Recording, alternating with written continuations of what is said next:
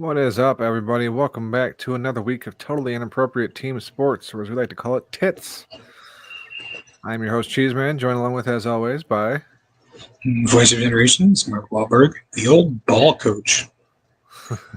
I can't think of any random narcotic that I haven't used yet. Hey, Matty Icy. Smart says he's got a ball tickler on the top of his fucking... or under his nose. And hopefully before the end of the night, we'll be joined at least once by Charlie. What the hell? No. Bad boy. You live over there. Go back to the freaks. You call him boy. My name's Hand Banana. Why, you talking to me here? No, not anymore. We're done talking. Hang on. Let me bend over and pick this thing up again. Hey, banana, no! Oh, shit. Shout out to Dirk for reminding me of that clip and letting me know it exists again. That is phenomenal. So, before we start into the thing, or into the shit like usual, anything fun or exciting happened to anybody this week? Any notable things, I guess? I mean, events? I did watch my team win the NFC North and become the number one overall team in the NFL first time ever. Yeah, the number one seed for the first time in Detroit Lion history.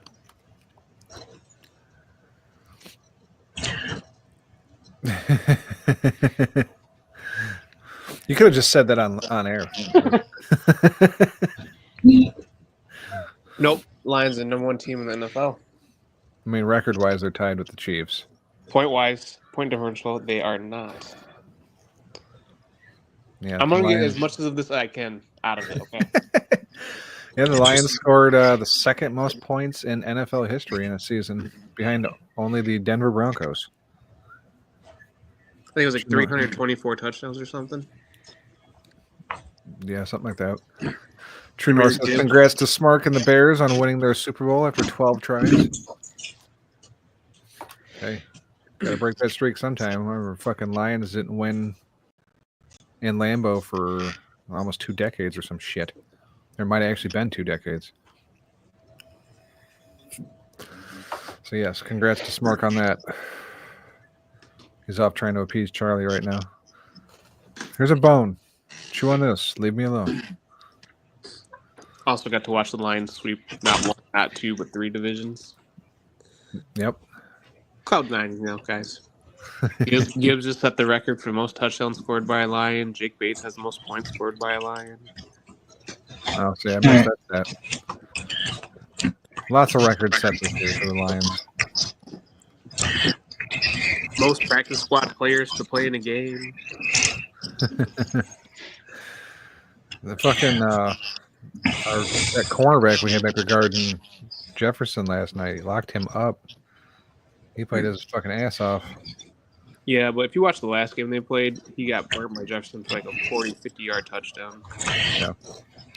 Well, Thierry and Arnold made a fucking season out of that. So Arnold went out with the injury. Matt's like, why do the football gods hate us? So I was like, seeing Thierry and Arnold get injured is like seeing a fucking road cone that's been run over on the side of the road.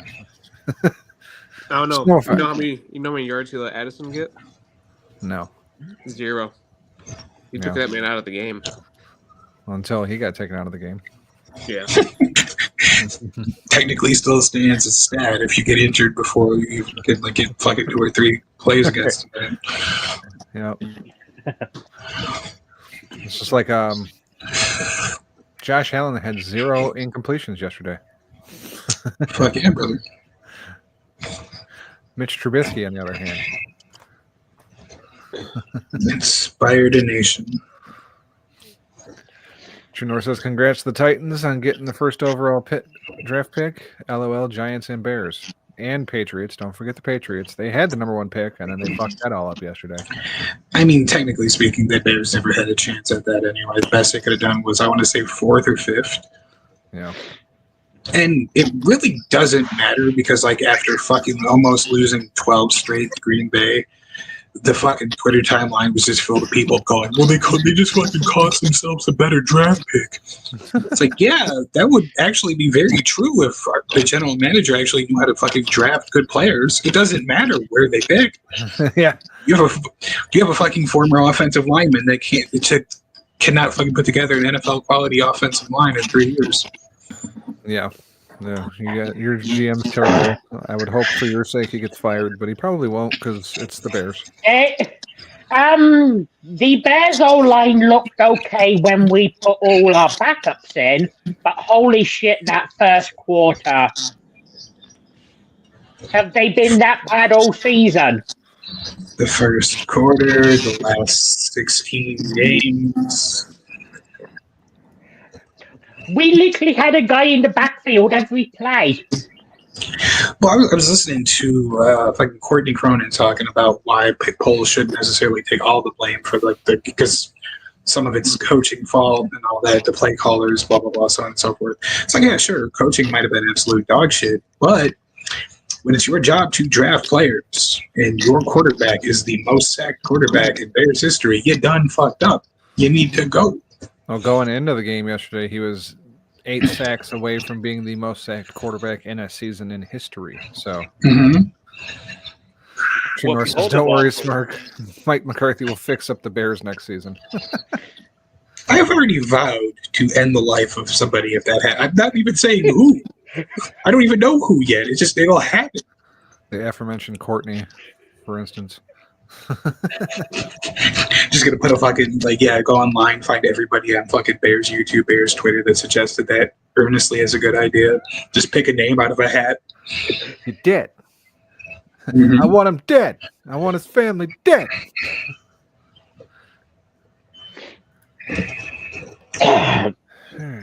Oh. Well, we're talking all this NFL to start, but we got so much NFL to do. We're gonna save that for a little bit later. So let's kick things off with hockey. Why not?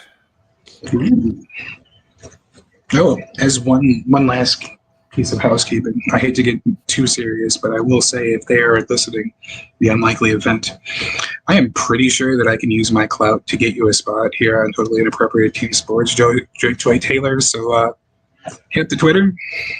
Yeah. You know what I'm saying? We'll welcome you on. I'm not asking for quite as much as your previous employers. Just, we could work something out. Skip Bayless, on the other hand. Imagine having to fuck Skip Bayless for any reason ever. You're not welcome here, Skip. Joy Taylor single-handedly set women in fucking sports media back a decade. Yeah, that woman. Yeah.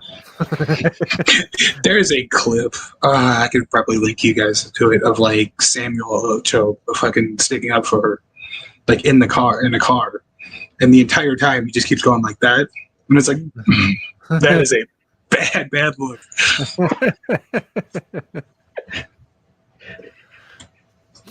Oh, shit. Speaking of that, did anyone see the clip of Jim Irsay leaving the stadium after the Colts game? He's 65 and he looks like he's fucking 95. I love Jim Irsay. All those massages took a lot out of him. Literally, it's drained his life force. All right, let's get this hockey shit over with. First game we had last week, we had the Boston Bruins giving up 1.5 to the Washington Capitals. We all took Washington. We all get the win. No doubt there. Boston sucks at covering the spread. New York Islanders taking on the Toronto Maple Leafs. Maple Leafs favored by 1.5. Matt, Dirk, and myself took Toronto. Matt, Dirk, and myself take the points. Mark and Luke are losers. Luke is always going to go with the Islanders, though, because of his infatuation with Jennifer Lawrence. Montreal at Las Vegas. Las Vegas favored by 1.5. Smark and Dirk took Las Vegas. Smark and Dirk take the L. They leave off the V and just keep the L. That's a point for me, Matt and Luke. St. Louis giving up 1.5 to Chicago. Smark goes alone with Chicago because of some disparaging remarks on Twitter made by St. Louis, and that cost Smark a point. Sorry, Smark. Maybe they were right after all. Nashville taking on Minnesota. Minnesota favored by 1.5. Dirk goes alone with Nashville. Dirk goes alone with the loss. How dare you, Dirk? Pick Nashville, you jackass. Carolina giving up 1.5 to Columbus. Dirk goes along with Columbus and makes up for his Nashville pick and gets the point alone. The rest of us take the L along with Carolina. Devils giving up 1.5 to the Ducks. Dirk goes along with the Devils because, he just doesn't seem to understand the way things work around here. We all take the Ducks. We all get the win. Philadelphia minus 1.5 to San Jose. Dirk goes along with Philly. And for once, San Jose fails to fucking cover. Dirk picks up another loner win. Pittsburgh taking on Detroit. Detroit favored by 1.5. We all took Detroit. Detroit picks up the win and the cover. That's a point for everybody. And last game, Winnipeg taking on Colorado. Colorado favored by 1.5. Me and Matt took Winnipeg because Colorado sucks at covering. Me and Matt take the L, and the Avalanche kid gets the win, along with Smart, Dirk, and Luke. It's almost like the bold bastard was a problem. Wasn't that bad because Smark finishes at the bottom, 5-5. Dirk, Matt, Luke, and myself all go 7-3. So pretty good week all in all. On the season, Smark is 47-57. Matty Icing 49-55. I am 55-49 and still holding on to his 1-point lead. Luke Birch at 56-48. So, on to this week. First game, we got the 26-13 Toronto Maple Leafs giving up 1.5 as they take on the 17-18 Philadelphia Flyers in Philadelphia. Mark Wahlberg, start us off. I'll go Philadelphia. Who? Philly. Yeah, Philly. Number 5, it's dirty. That's right, Philadelphia is a dirty city. In 2020, Forbes named Philadelphia as the dirtiest city in America. Yeah, the Eagles play there. They eat shit. It's dirty. True North says, anyone who watched last week's show knows that Smark is the bottom. That's right. No, we're done talking. Matty Icing. No, he's not a boy anymore. He's a man. Because he just raped me. You think you could back that up? Listen to this guy. Could back that up. I got bruises to prove it. No, I mean that ass.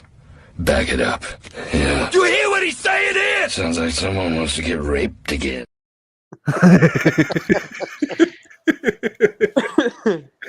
I fucking love Hand Banana. Matty Icing, who do you like out of this Toronto and Philly matchup? I'll take Philly as well. Number 5, it's dirty. That's right, Philadelphia is a dirty city. In 2020, Forbes named Philadelphia as the dirtiest city in America. Fuck the Eagles.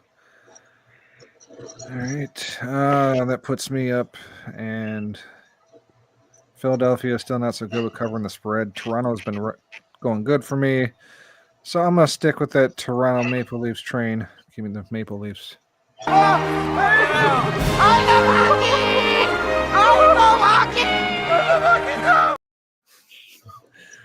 I gotta find a new drop that doesn't include Kanye.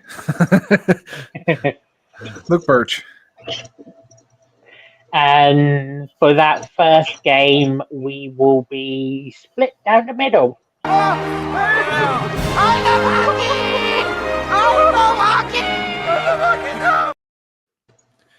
All right, next game, 19-17 Ottawa Senators giving up 1.5 as they travel to Detroit to take on the 17-18 Detroit Red Wings. Mark Wahlberg.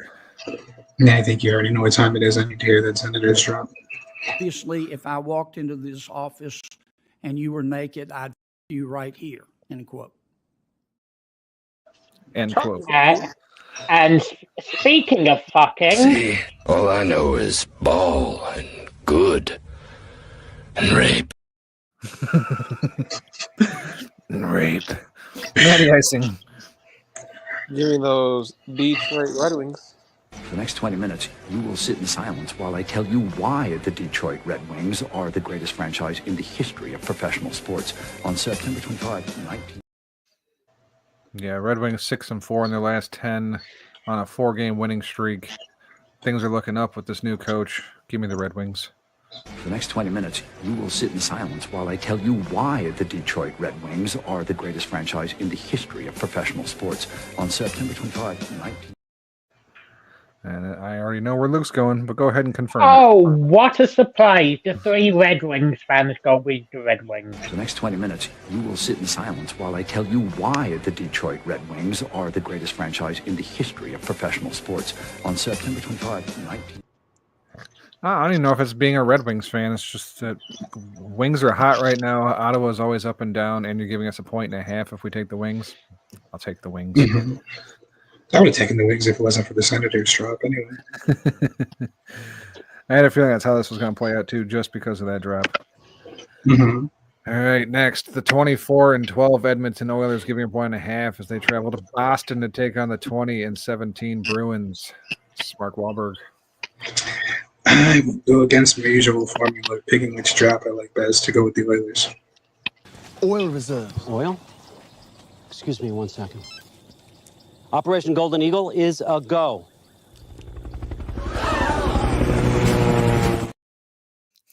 Still a pretty solid drop. Matty Icing.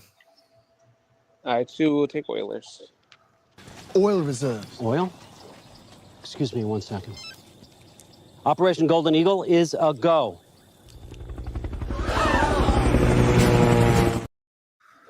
Yeah, Edmonton's one of those teams where I feel like they fuck me every time, whether I take them or not. This is probably the most difficult one of the week for me. So in this instance, no, fuck it. Boston's so bad at covering the spread, I have to go with Edmonton anyway. Oil reserves. Oil? Excuse me 1 second. Operation Golden Eagle is a go.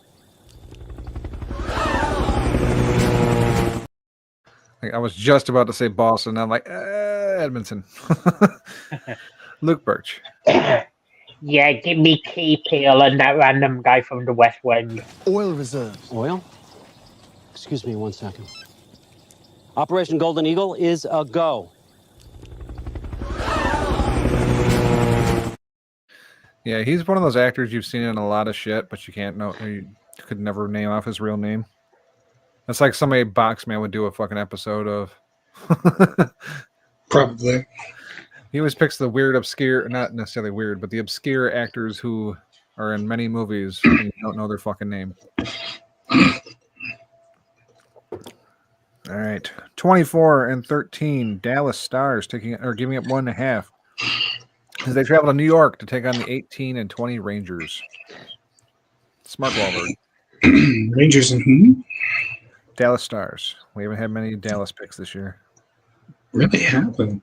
No, plug it. Why not? We go Dallas.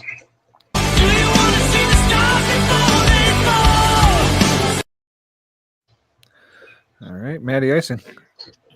The stars shine bright down heart of Texas.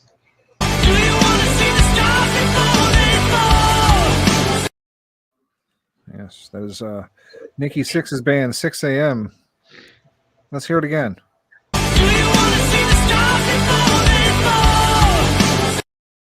Yep, because they will not fall. And Luke Birch. This is no fun.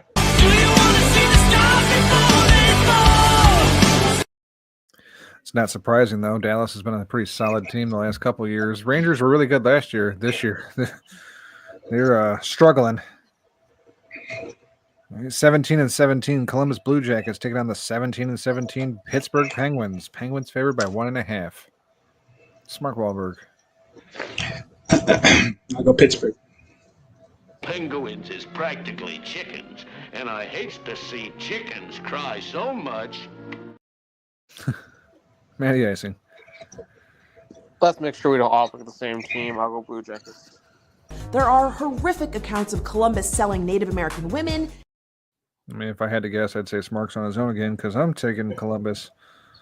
There are horrific accounts of Columbus selling Native American women. I mean, I'd buy one. I'm just a little tapped right now. Luke Birch. And that puts Mark alone at least twice. There are horrific accounts of Columbus selling Native American women.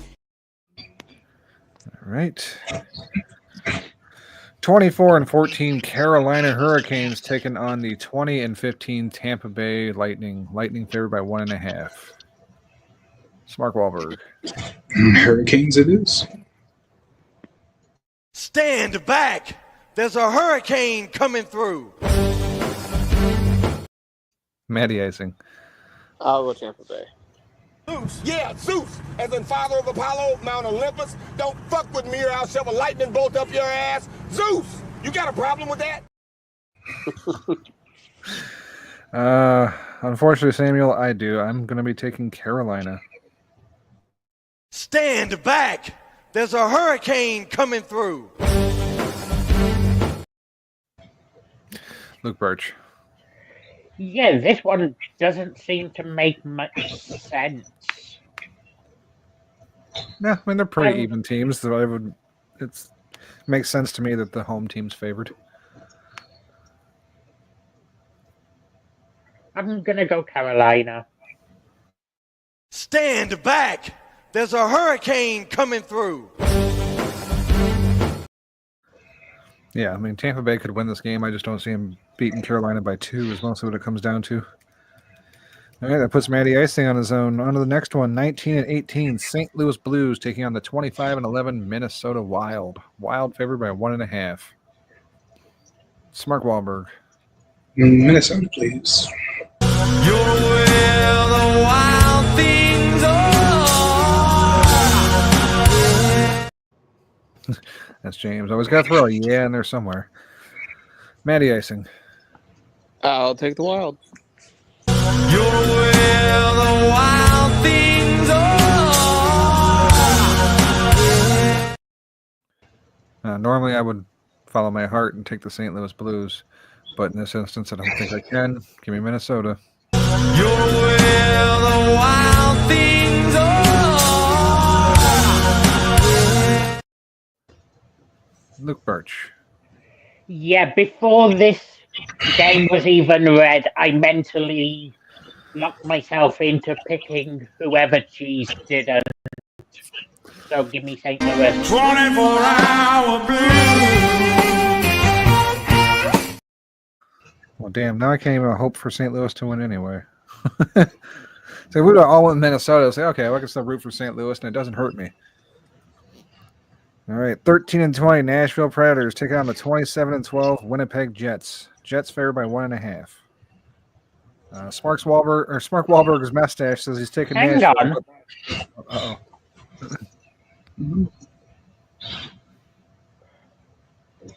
Winnipeg. Yeah. Well, Jets. Well, you figure out the right team. I'm still picking against Nashville, if that helps. Doesn't really matter whom or whom. And then moments later. Yeah, his mustache says Nashville, but his voice said Winnipeg. I completely misread what you sent, and I threw the Canucks up there instead. No. Over to Matty Icing. I'll go Jets. And then moments later. Man, a lot of Blue Angels coming down today. Mark me down for Winnipeg as well. And then moments later. I like how they're ejecting and you hear the bitch in the background go, woo! That's it's not part of the show, sweetie. Luke Birch. As much as I love the Nashville drop, I've got to go Jets too. And then moments later.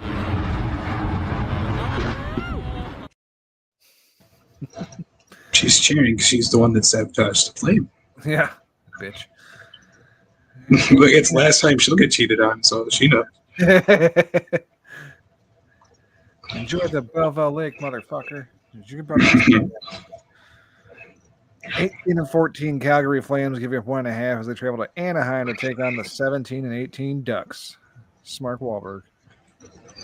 Let's see. I am mildly tickled by the idea of just a woman being so petty as to figure out aerodynamics just to fucking sabotage her cheating boyfriends. But anyways, give me the Ducks. Quack, quack, quack, quack, quack. Mr. Ducksworth. Quack, quack, quack, quack, quack. Stop. Quack, quack, quack, quack, quack. All right, Matty Icing. I'll take the StreamYard mascot. Quack, quack, quack, quack, quack. Mr. Ducksworth.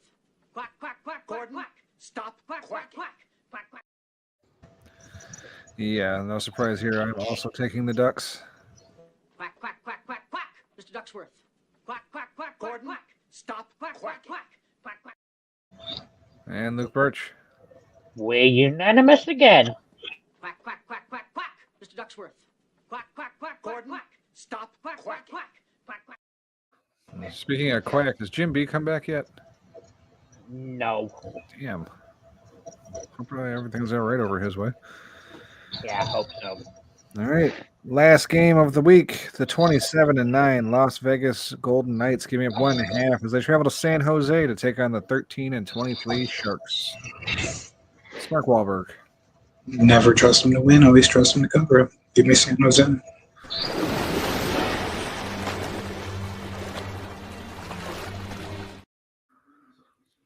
right.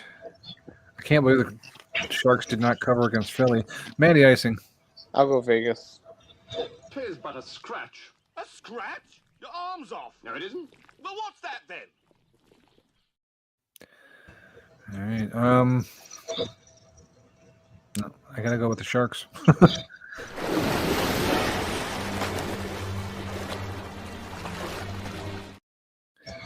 I like Jaws better than Monty Python anyway. True North says, to be frank, I'm guessing, or maybe he meant to put to be honest, a female astronaut drove across, oh, to be fair, my bad, I didn't think about that one for some reason. To be fair, a female astronaut drove across America in diapers to kill her rival, so sabotaging a plane is not that crazy. I remember that. That one was pretty cool. All right, Luke Birch, finish us off for the NHL. Yeah, I'm going to trust that last week was a 1 week blip and say the Sharks sit back on the cover trade.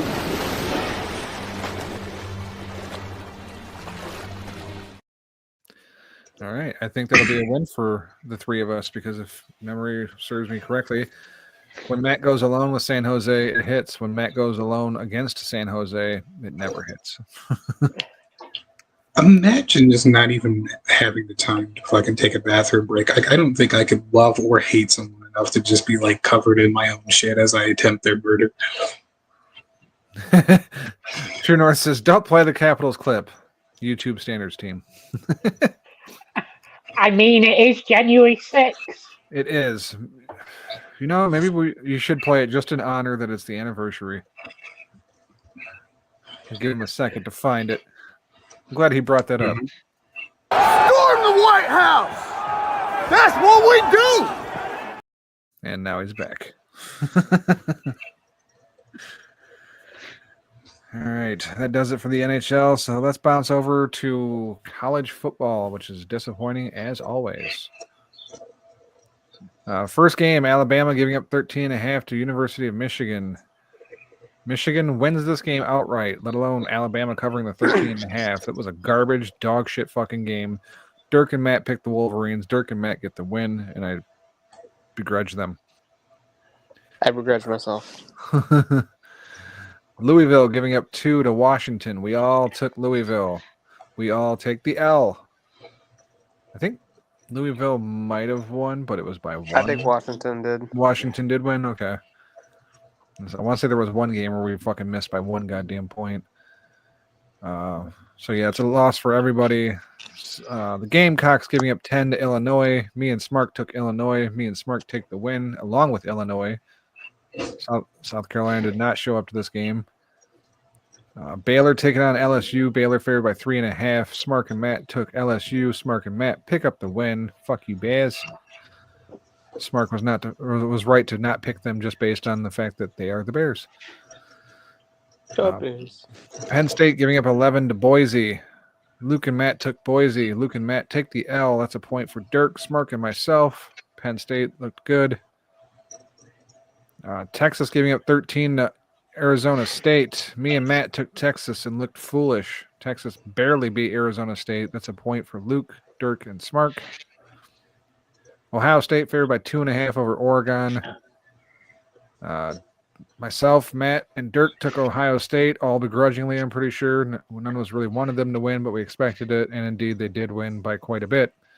So no point for Luke or Smark. Sorry, Oregon. Hey, next time you do this whole 12-team playoff thing, maybe you don't give like home field advantage to like a fucking A seed and not the number 1 seed. Just a thought. Yeah, it's an afterthought now. They're going to do what they want. It's college football. Well, they had a fucking murderer's row going into that tournament anyway, but it is what fucking going down like 0-35 to begin the game. Yeah. You just can't fucking justify that no matter what you say. Yeah, Ohio State put foot to throat early on and kept it there. Mm-hmm. Don't worry. The college football playoff committee already came out and said they're not changing anything for next year. It'll be exactly the same. Yep. Oh, good. No reseeding or anything. We're just gonna keep it how it was because it was so amazing this year. Yep. They're gonna make a bunch of money either way, so what do they care? And if you say anything otherwise, we will send Kirk Herbstreit to your fucking house. Next, Notre Dame taking on Georgia. Georgia favored by 1.5. I went alone with Notre Dame. As I said like 2 weeks ago, I think Notre Dame can make a push towards the championship, and Notre Dame did not let me down. Beat Georgia with no issue. Helmet's looking great in the process. So, rest of you take an L. Minnesota favored by 7.5 over Virginia Tech. Luke went alone with Virginia Tech. Luke goes alone with the loss. Oops. And last game of the week, Buffalo favored by 2.5 over Liberty. Luke and Matt took Buffalo. Luke and Matt take the win. Buffalo wins by a fucking lot. Fuck you, Liberty. The loss for Dirk, Smark, and myself. So on the week, Luke Birch goes 2-5. Or sorry, 2-8. I was looking up above. I said 2-5.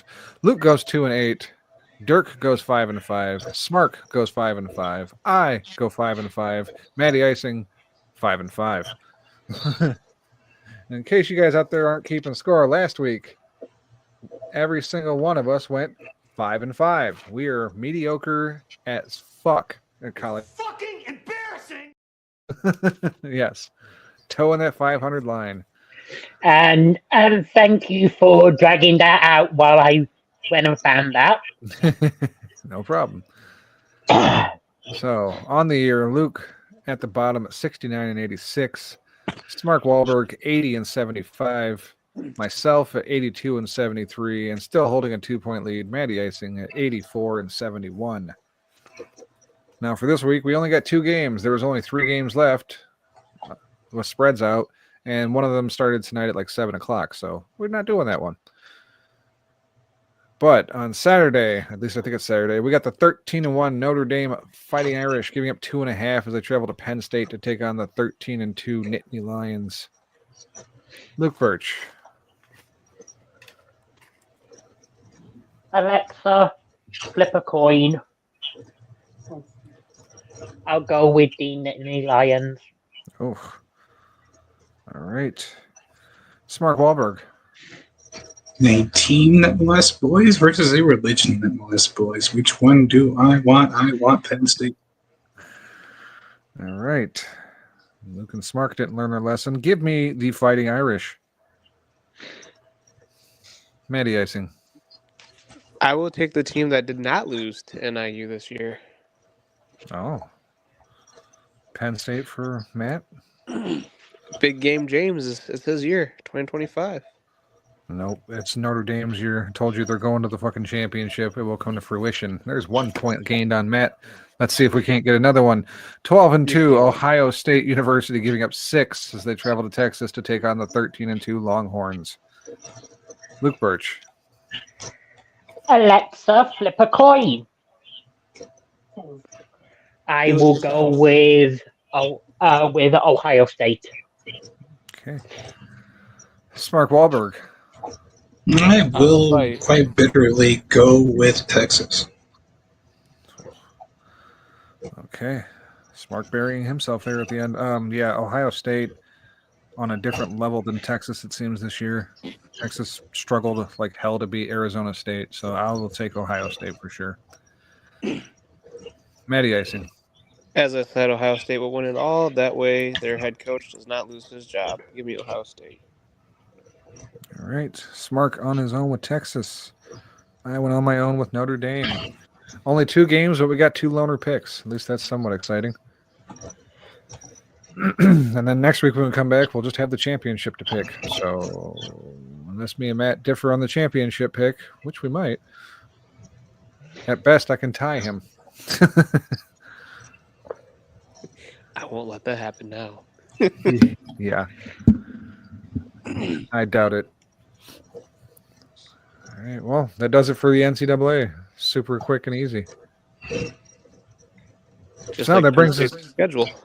That's why they're going down against Notre Dame. All right. I mean, Penn State was my lock at the beginning of the season to make the playoff. I said above any other team, Penn State will be in that playoff, and they were. Just because they've had that record for fucking years. They're always just on the outside. Now that they expanded to 12, they're a fucking shoe-in. Well, yeah, it helped too that this year they didn't play Michigan or Ohio State. Yeah. Still managed to lose 2 games. All right, well, let's flip over to the NFL. We'll run down last week's first, then we'll flip over to something else real quick. First game, the Cincinnati Bengals favored by 3 over the Pittsburgh Steelers. Dirk goes alone with the Steelers. Dirk goes alone with the win, as Cincinnati was only able to win by 2. What the fuck is that shit about? Can't wait to watch them play next weekend. Yeah. They didn't make it. Thank you, Chiefs. Sure. I'll just say thank you, Denver. Fuck the Chiefs. I'm not thanking them for anything. Houston taking on Tennessee. Tennessee favored by 4.5. Well, what the fuck? They were thinking in Vegas. Why would you favor Tennessee over Houston? Even if it's Houston's backups, it's still Tennessee. So naturally, we all took Houston. We all pick up an easy point there. Buffalo favored by 3 over New England. I went alone with New England because up-down theory. Buffalo resting a lot of their starters. New England looked like absolute ass the week before. So I'm like, hey, they'll come out and potentially win this, or at least keep it competitive. They'll most likely win to fuck up their draft spot. What do? They won and fucked up the draft spot. So that's a point for just me. Washington favored by 3.5 over Dallas. We all took Washington. We all pick up the win there. I was scared of that one, though, because like Dallas is dumb. Might win and keep McCarthy. Guarantee Mike McCarthy keeps his job, which is still up in the air. But alas, Washington wins. They get the cover. We all get the point. Giants taking on the Eagles. Eagles favored by 3.5. For some reason, I thought the spread was like 9.5, so I was really pissed when I looked at the final score. But then I looked at the spread, and I was like, oh, cool. They didn't fuck us. They just fucked Matt. Matt went alone with the Giants. Matt goes alone with the loss. You definitely said it was 9. I heard him. No, this was the 9.5 game. Chicago taking on Green Bay. Green Bay favored by 9.5. Matt goes along with Chicago, and he makes up for his loner Giants loss with a loner Chicago win. What the fuck? You let me down, Packers. Again. Fuck you guys. That's the whole reason why I picked the Bears. Seattle giving up 3 to the Los Angeles Rams. We all took the Rams. We all take the L. Seattle. LA Rams, yes, we did. Yes. Fucking Matt Stafford penetrates us again. God damn it. Just stick to Kelly and leave us alone. At least they're a Monday night game next week. Yeah, which means I didn't put him on the board because we don't do Monday night games around here. Kansas City taking on Denver. Denver favored by 9.5. Dirk and Smart took Kansas City. The rest of us took Denver. So the rest of us get the point. Denver laid the fucking smackdown on Kansas City's ass. I know it was all their backups, but still, 38 to fucking nothing. Congratulations, Kansas City. You're the second team this year to be held scoreless. The only other team was New Orleans a couple weeks back. Just know that Detroit played all their backups most of the year on defense and still were able to win and stop teams. Kansas City is the most fraudulent 15-2 team in history. Los Angeles Chargers giving up 5.5 to the Las Vegas Raiders. Want to say Golden Knights again? Like, no, we already did that. We all took the Chargers. We picked the devil with the devil's number, and it paid off for us somehow. So we got that to go on. Thank you, Jim Harbaugh. No, that feels dirty. Thank you for not fucking us, Las Vegas. Let's go with that. And the final game of the week, the main event of the night, the main event of the fucking season, the Minnesota Vikings taking on the Detroit Lions. Lions favored by 3. Dirk and Smark pick Minnesota. The rest of us sensibly pick the Lions. We pick up the win. Detroit picks up the win. The number 1 seed in the NFC. The most fucking wins in team history. First NFC number 1 seed in team history. I believe first time in team history to sweep the NFC North. Probably. I mean, fuck, that's 6 wins on its own. And how many seasons did they go without even getting 6 wins? So, on the week, Mark Wahlberg, 4-6. Dirk goes 5-5. Matty Icing, 6-4. Luke Birch, 6-4. Myself, 7-3. Thank you, New England, for coming through so I could get 1 extra fucking point. So now, on the year, Mark Wahlberg, 90-95. I am 95-90. Matty Icing is 95-90. Luke Birch, 95-90.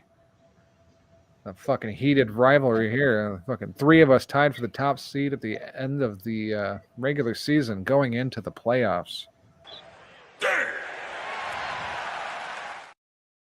Yeah, I don't think that's ever happened. I'm not even sure if we went into the playoffs with 2 people tied, let alone 3 of us. So, now that the season's over, before we get into next week's picks, let's flip all the way back to the first page of the season before we made our divisional picks for who would win. AFC West, we all took Kansas City. No surprise there. We all got that one. AFC East, I took Buffalo. Luke took Buffalo. Mark took Buffalo. Andy Histon took the Jets. Whoops. That one was true. You sound like you're about a mile away from your mic. That's weird. Obviously, I'm not. I didn't change any of the settings. I'm glad you said that because I was starting to think I was having a stroke. You are having a stroke. Well, yes, that's why you can't see my hands. But all right. You knew where I was going with that. Let's see.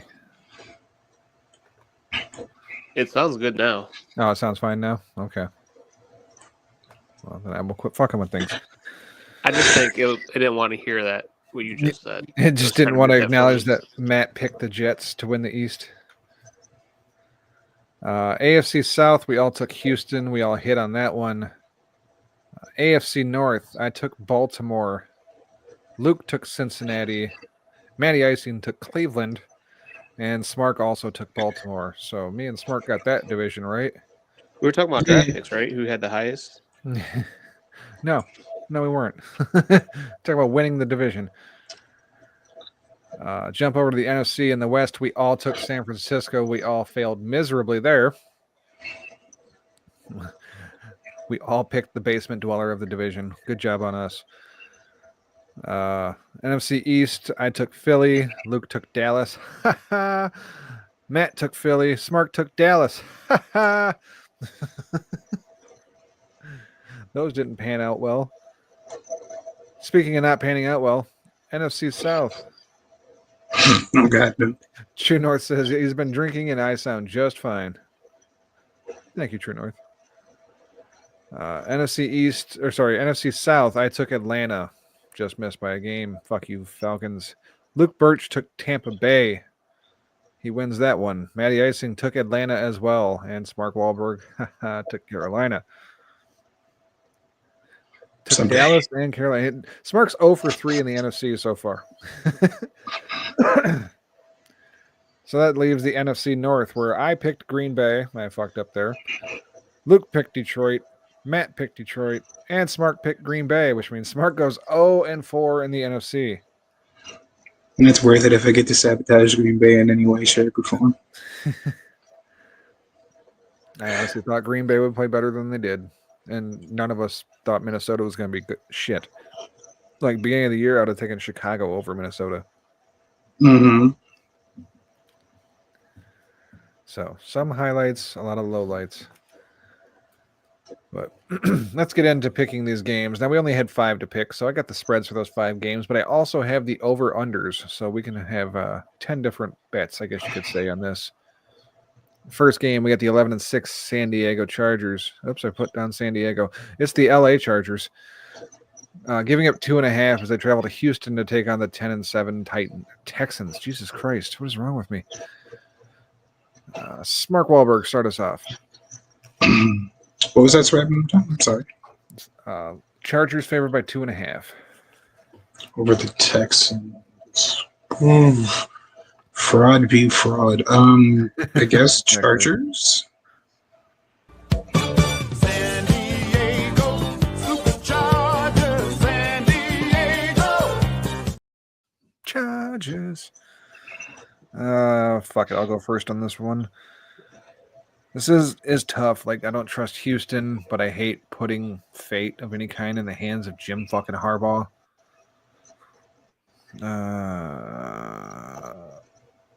I like that jam though. Give me the Chargers. San Diego, Superchargers, San Diego. All right, Matty icing. It's tough because the Texans have lost 2 of their top 3 receivers, but I'll take the Texans. But Houston, well, it is famous for being boring, hot, and crime-ridden, maybe? And Luke Birch. I did have a weird joke about why I was going to take the Chargers, but I genuinely completely forgot it. So still give me the Chargers. San Diego, Superchargers, San Diego. The joke was we're trusting Jim Harbaugh. Over under for this game set at 42.5. Mark Wahlberg. 42.5, you said? Yes.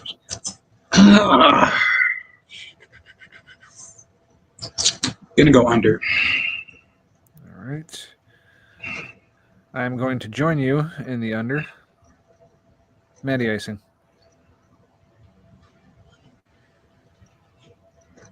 With his mute still on. You're muted, Matt.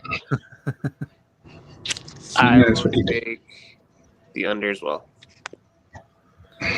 And Luke Birch. That's no fun. All right, under for all of us. I mean, San Diego suspect is shit when it comes to scoring. Houston missing a lot of their offensive firepower. Under seems like the safe pick.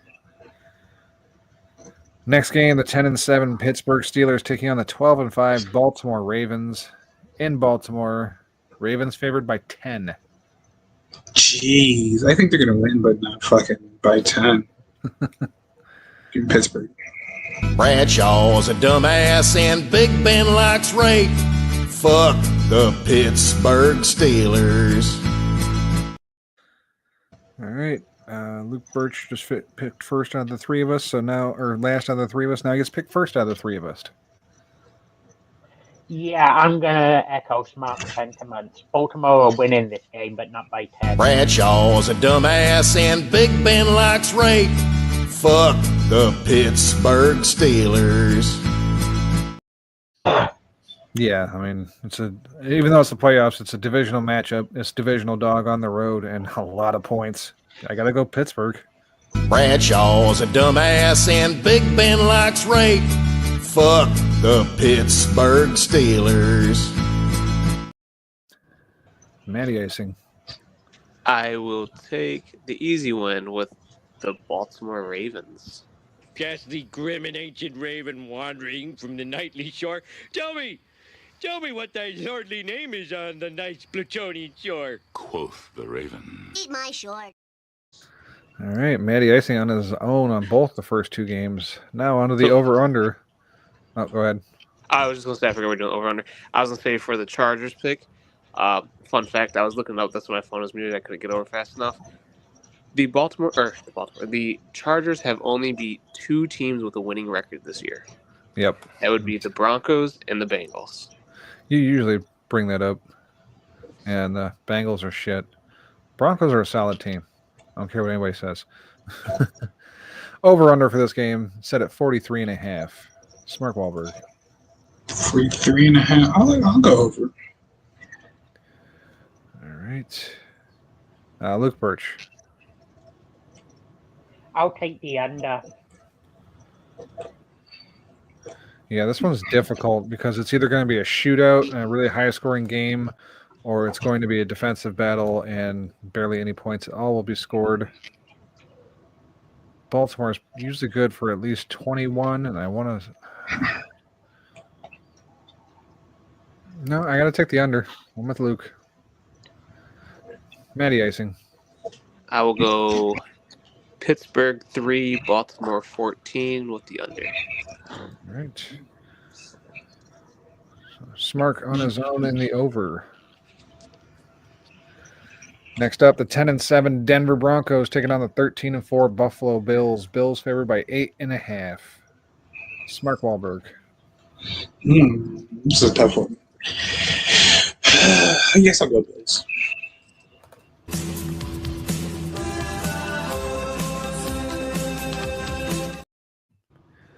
All right. It's my turn? Yep, Matty Icing. I will take Denver. Go America. Go America. Go Broncos. Yeah, go Broncos. Yeah. All right, over to Luke Birch. Does this surprise anyone?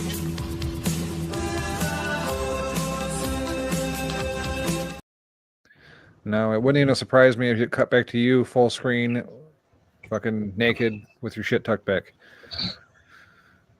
I rode Denver all year. They didn't let me down.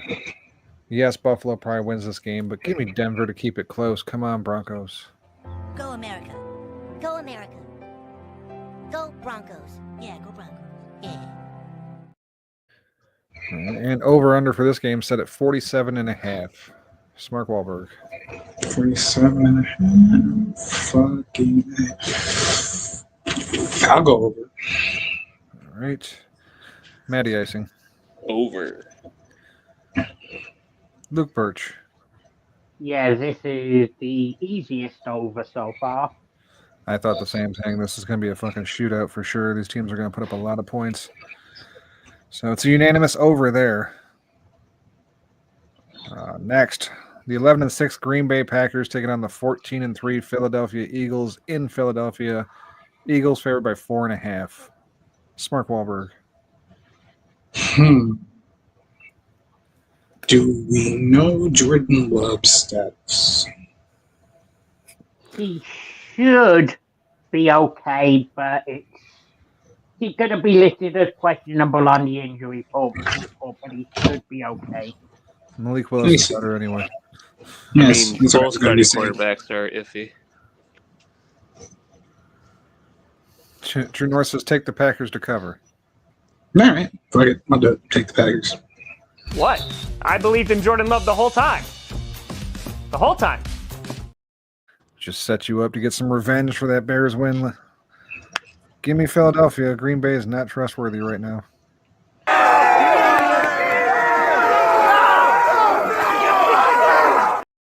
Dig that Randall Cunningham jersey and the mouthful of horse shit. Matty Icing. Just so I can watch the Lions play them again, I'll take the Packers. What? I believed in Jordan Love the whole time. The whole time. All right, and Luke Birch. Just before I make this pick, can I say fuck you to the schedule maker for scheduling the Bills and the Packers game back to back? So I have literally no respite. Yep. Yeah. I think Philadelphia win this game, but I'm going to say we cover at least. What? I believed in Jordan Love the whole time. The whole time. Wow. Can't believe I'm on my own with the Eagles. I feel dirty. Over under in this game set at 45.5. Smart Wahlberg. 47.5. I'm going to go under. 45.5. Yeah, I'll still go under. All right. I think I'm going to join you in the under category. Matty Icing. I'll take the over. All right. And Luke Birch. And Matt is alone. All right. Matt alone with over. Final game of the week. 12-5 Washington Commanders travel into Tampa Bay to take on the 10-7 Buccaneers. Buccaneers favored by 3. Smart Wahlberg. Fuck, this is a tough one. I'm going to go Washington. I am the Clit Commander. All right, Luke Birch. How fucking good is Mike Evans? Despite getting injured for half the season, he still keeps up his 1,000-yard streak. Yeah. Who did you say was favored? Tampa Bay favored by 3. Yeah, I think this is going to come down to a last second field goal, so give me Washington. I am the Clit Commander. All right. Washington, good team, young team. Baker having a hell of a year. Tampa Bay's got playoff experience. I'm going to take Tampa Bay to cover in this one. Slaying the gay pirate, he's a gay pirate. Run a hole in the wall on my knees. I don't know how I forgot about that. It started playing. I was like, oh yeah, shit. If I'd have taken that into account, I wouldn't even have fucking paused. I'm like, Tampa Bay, give me the Buccaneers. Matty Icing. It's almost swaying me to pick Tampa Bay with that drop, but I'm going to give you 2. I'm going to give you Washington, and I don't even care, but give me the over. I am the Clit Commander. All right, I am alone with the gay pirates. Don't let me down, Baker. I usually don't like you, but I have to give you your due on this year. You've been awesome. All right, Maddie is taking the over already, calling a shot on a 49.5 point over-under. Yikes. Smart Wahlberg. I will not be as brazen. Give me the under. Luke Birch. I'm going to stick my neck out and go with Matt. Damn, so am I. Put Smark alone with the under. So that wraps up this week's NFL as far as the games. Matty Icing had the idea earlier, though, that we should look at the 5 coaching openings, the head coach openings right now, and kind of just put down who we think would be who will become the head coach of these teams. I have a different one written at the top, but we're going to save that one. We'll get into that one later. So, first team up, the Jacksonville Jaguars.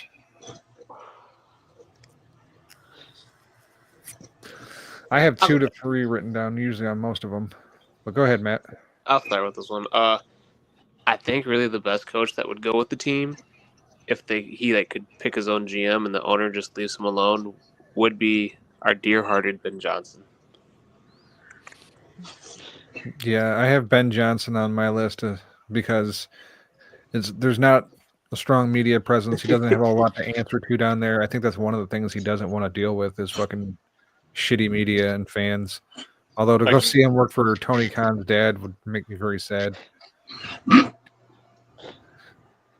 But I have Joe Brady on there as well, the Buffalo's offensive coordinator. I think he could do a lot of good for that team. And I also have Liam Cohen on there too, Tampa Bay's OC. He's done really good with Baker, so he could possibly be good for Trevor Lawrence. I'll say that a Detroit coordinator is going to the Jags, but not Ben Johnson. Oh, you got Aaron Glenn going there, huh? Yep. How about you, Smirk? Any ideas? I'm actually just trying to get the mental image of like Ben Johnson having to be like forced to go to Dynamite episodes out of my head. He's up in the suite doing coke with Tony. like, look, we know it's your choice of teams, but if you sign with us, you can do a promo with Chris Jericho. Like 20 minutes later, he's fucking at Soldier Field. Not even in the team facility, he just escaped there like a refugee. Anyways, I'll go Cohen. I think you made a good point about him, doing good things with Baker. Just move him over to fucking Trevor Lawrence. Yep, and then he gets to stay in Florida, so easy move for him. All right, the New England Patriots. This is probably the easiest one. They fired Jared Mayo. Yeah, so they fired Mayo yesterday. I think it's partly because he fucked up their draft pick, and partly because they were gonna fucking take Mike Vrabel whether they won or lost that game anyway.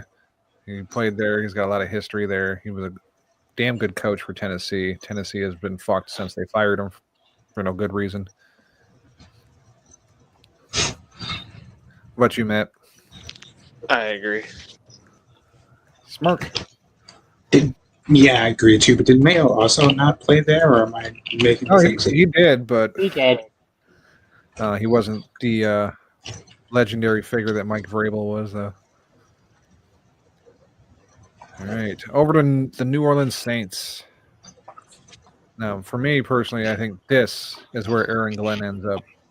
He played his final season in the NFL for the New Orleans Saints, and he was part of that coaching staff under Sean Payton. True North says New England should hire that college coach, Bill Belichick. No. Belichick's got too many women to choose from down there in North Carolina.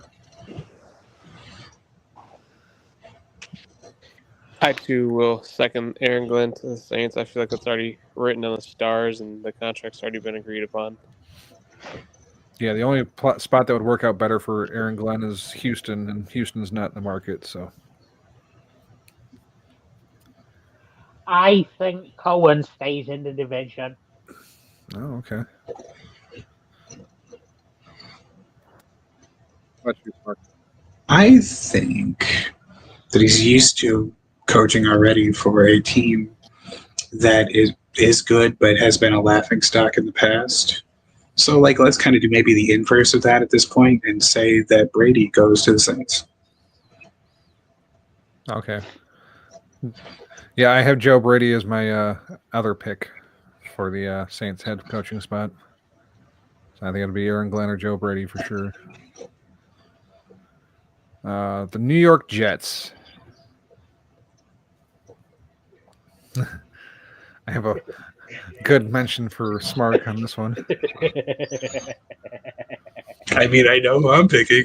I don't need to wait to go last on this one. I said that Aaron Rodgers comes back, and a day later, maybe not even 24 hours later, Matt Nagy is the coach of the New York Jets. Burn in hell, Aaron Rodgers, you son of a bitch.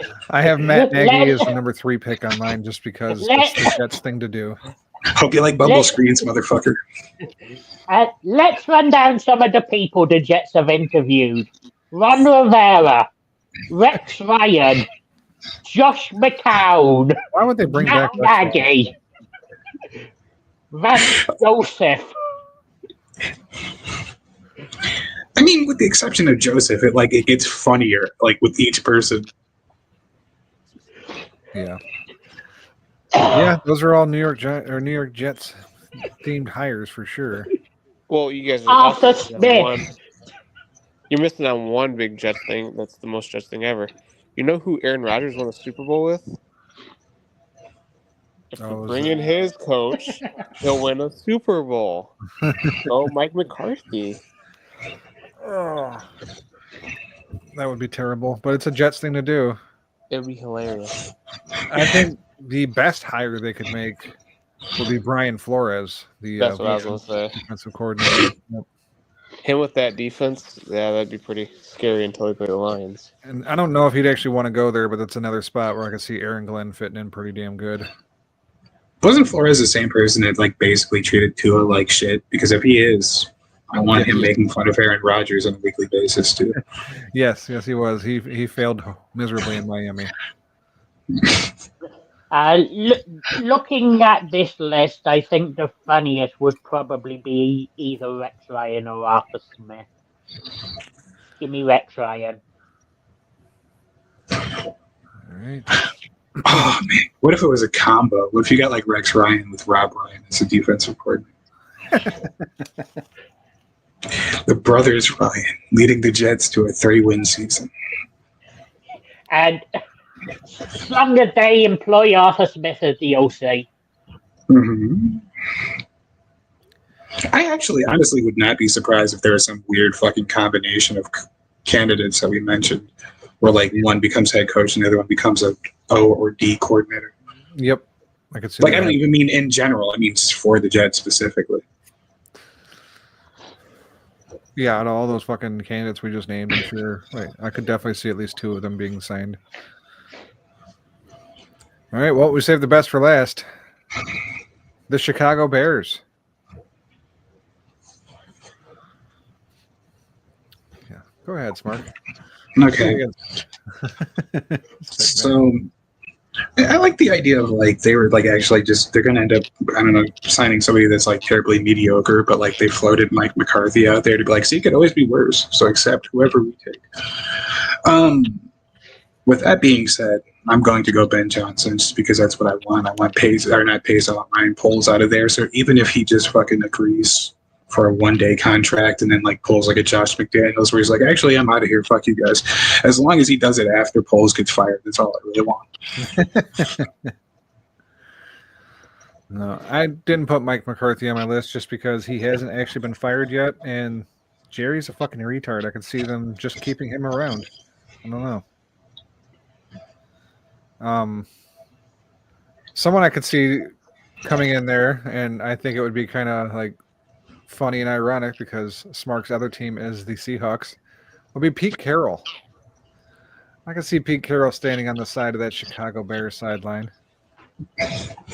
See, I can't be the person that is like, they should hire Bill Belichick. And then but Pierre's like, I'm interested. Like, no, you're too old. Like, all right, fine.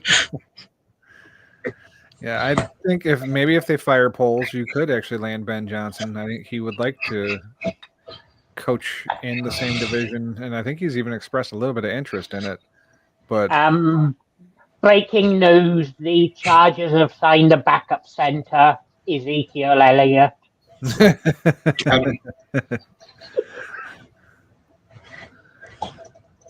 But yeah, I mean, if the cards fall right, you could very well land Ben Johnson. But I got Pete Carroll as my top overall pick, and then bringing up the rear, also poetic kind of for Smark, the Oregon Ducks head coach Dan Lanning. Woo! I'm okay with that.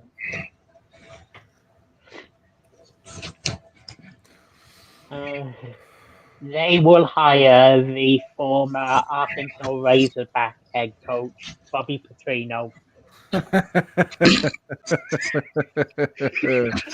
Oh, shit. Matty Icing, who do you think is going over there?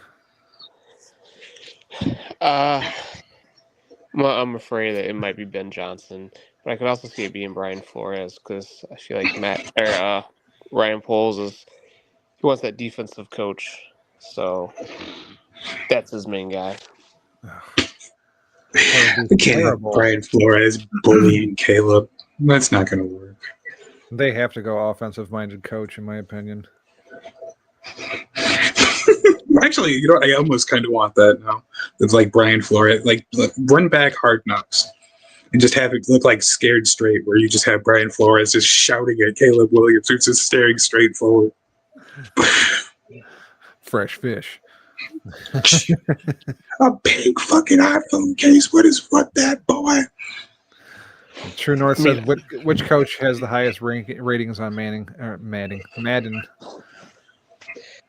I could I'm also guessing that's see. for the Jets. Oh yeah, I could see maybe the Bears saying, let's try this Cliff Kingsbury fellow again. Yeah, that's a very Bears move as well. You were not good enough to be offensive coordinator. You will be head coach. No, they wouldn't rehire Nagy. But it would be funny. It would be funny. Just like Cliff Kingsbury would be fucking funny, in my opinion. All right. Well, we got in all our predictions on the coaching, or at least who we think might land the job. So, it is time to get over to the main event of tonight's episode. Not yet, it's not. Oh, shit, what did I forget? Now the regular season is over. Oh, yeah, we For didn't do some the reason, we only did. regular season counts. We have the predictions for the NFL awards. Yeah, I forgot about that. My bad. You even messaged me about that earlier. All right. Luke's got all the categories. I forgot he said he was going to pull those up. Who finishes with the highest batting rating?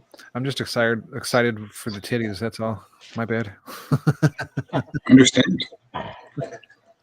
I'm guessing this award is for the best running back, but I'm going to choose to interpret it as who is best at beating up the holes, the Jim Brown Award.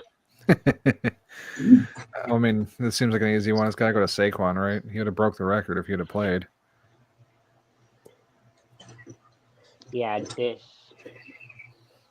I don't know if he's ever beat up a bitch, but I think this is going to Saquon. Well, well, that would depend on if you count freshmen in the Penn State locker room as bitches. Didn't Saquon go to Penn State? Yes. Oh, yeah, that's why he made the reference. Idiot. A little slow. My bad. Since the name of O.J. Simpson was invoked earlier, I'm just going to hedge my bets and say Joe Mixon.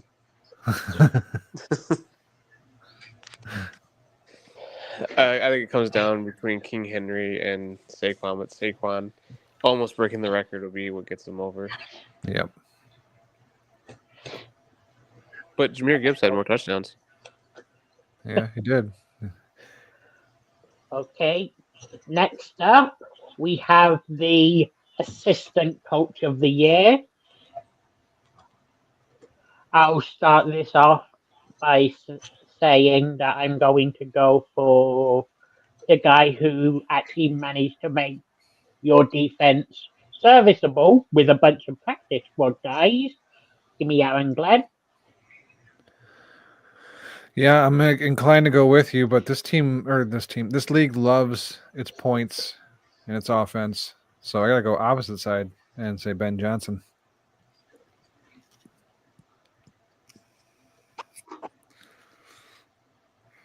Matty Icing. This is so hard. I think I have to go with Luke's. Aaron Glenn has, like you said, turned your local Starbucks and Home Depot employees into NFL starters and just held the 14-2 Vikings without a single touchdown while they had 6 trips to the red zone. He said the fucking Home Depot, and I immediately just pictured Aaron Glenn pulling up to a Home Depot in a truck to the Mexicans outside. Like, ¿Qué pasó? ¿Qué pasó?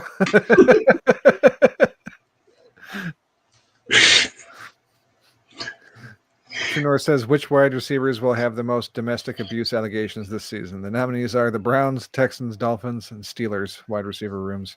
I mean, the Steelers always have the most controversy, so I would have to go with the Steelers. Yeah.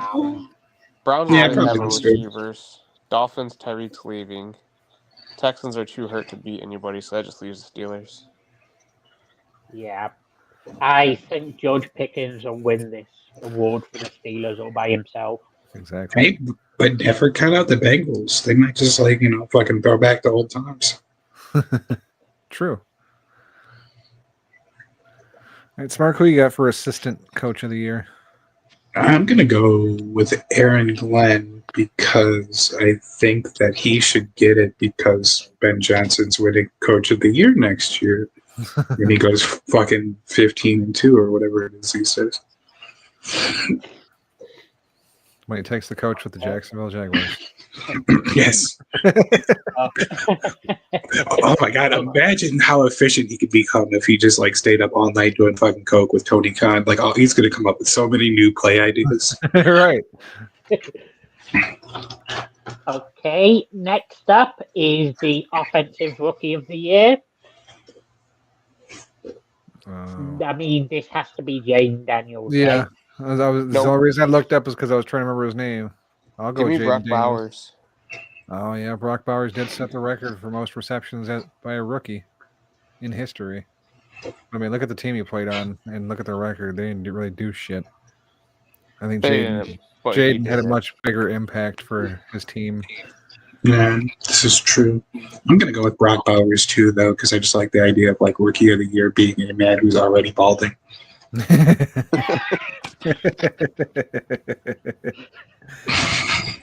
Good thing he's gonna have all that money, so he can still get all that pussy. Because if he wasn't rich, he wouldn't get no pussy. With Offensive Rookie of the Year comes Defensive Rookie of the Year. Here I'm going Jared Verse.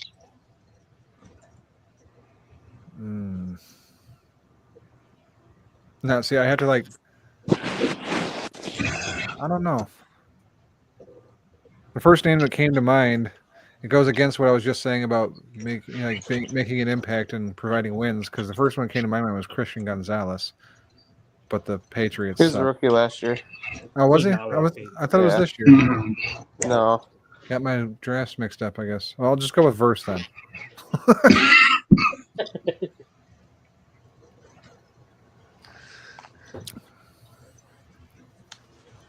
Kool-Aid either one of you. Both at the same time, perhaps. I'll go first too, just because I'm struggling. I'm between Mitchell and Verse.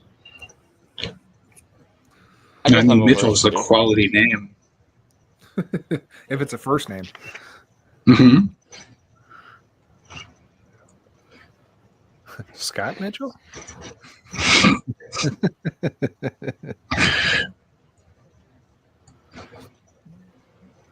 So who you got, Smark? Oh, I said Verse. I just kind of Verse, mumbled it. I didn't hear that part. My bad. Yeah, my apologies. His name is Jerry. I think Edgerrin Cooper will get votes, but I don't think he's winning it. Oh. You know what? Just to mix it up, I'll go with Cooper DeJean's a fucking rookie, right? Yes. Okay, I'll take Cooper DeJean. The crackerback. If he wasn't white, maybe he'd win the award. Yeah, thank you to True North for making the Cooper joke, because that reminded me. I said joke because he's a Packer. Okay, so AP Comeback Player of the Year. I can't believe right now the leading candidate for betting is Sam Darnold. He didn't come back from anything. You had to be something to come back from something. I feel like one of you sent out a tweet that was like, did he come back from being ass? But that might have been somebody else. Yeah, I saw that on Twitter. Okay. I probably just saw the same We probably thing. just saw the same thing. Yeah. And after that preamble, I am actually going to take Sam Darnold. Yeah, I'm trying to think of anybody else I would give it to, honestly. Damar Hamlin. Fuck. That was last year. That should have been last year. He's still in the running, though. Just like how every year they're just going to congratulate him for not dying and causing them a PR nightmare. I'm going to go with Tua's concussion.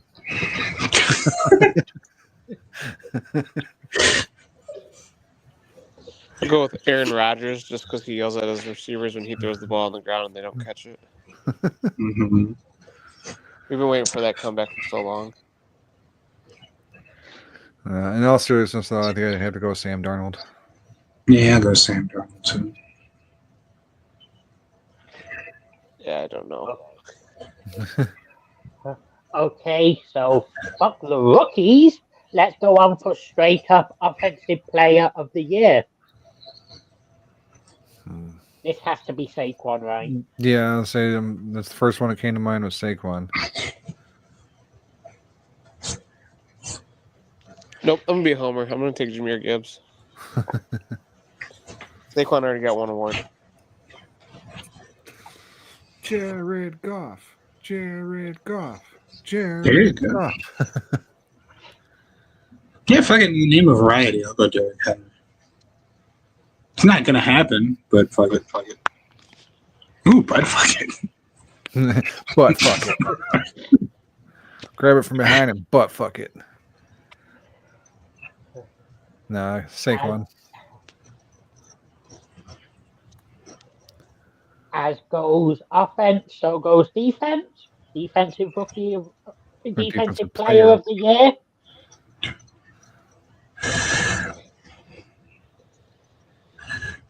Kirby Aiden Jones. Hutchinson. Aiden's year if he didn't get fucking injured. He still leads the team in sacks. Aiden Hutchinson will be the favorite next year for comeback player of the year. Mm-hmm. And defensive player of the year. True North says Xavier McKinley. Yeah. No, I don't think so. I'll take the better safety in the NFC North with Kirby. That's why I said it was Kirby, but I was kidding. I don't think Kirby will actually win it. If not Kirby, I would choose a possible Lions addition next year and Trey Hendrickson. And as much as I think it's going to be either Pat Surtain or TJ Watt, since I'm going to be a homer in a couple of picks time, I'll be a homer here and go with Xavier McKinney. I'm going to take Surtain just because Broncos have hooked me up all year.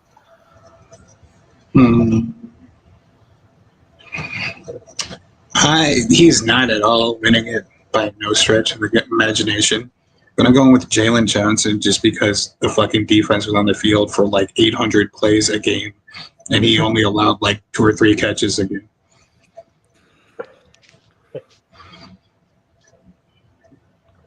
Next up, we have the AP Head Coach of the Year. I have to give this to Kevin O'Connell. I'm going to give it to the coach that beat him and made him look like a terrible coach. Yeah. Of course you are. Yeah, I gotta let my homer come through on this one too. Give me a little He outcoached KOC so bad that he had him doing stuff that he doesn't even normally do. Like, I'm gonna try to go for it on 4th down, but I'd never do this because he was going up against Dan Campbell. Like True North's pick of Robert Saleh. Yeah, I'll go with old fucking adamantium balls himself, Dan Campbell.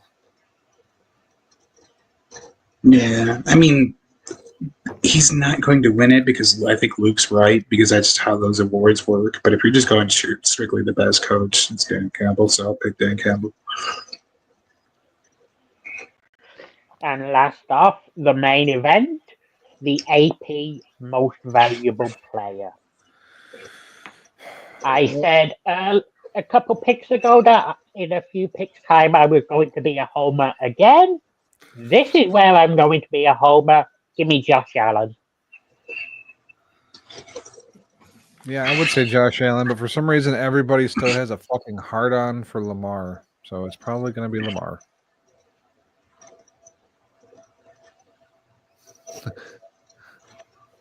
I agree. It's probably Lamar because it's him. I don't know why everybody fucking loves themselves some Lamar Jackson so goddamn much. He doesn't win shit in the playoffs. That is true. Well, I mean, neither does Josh Allen. The dude's Michael Vick without the animal rights. Yes. I do think if you're being objective about it, you probably go with Josh Allen. But I think it's more important to realize who probably taught Josh Allen everything he knows, his backup.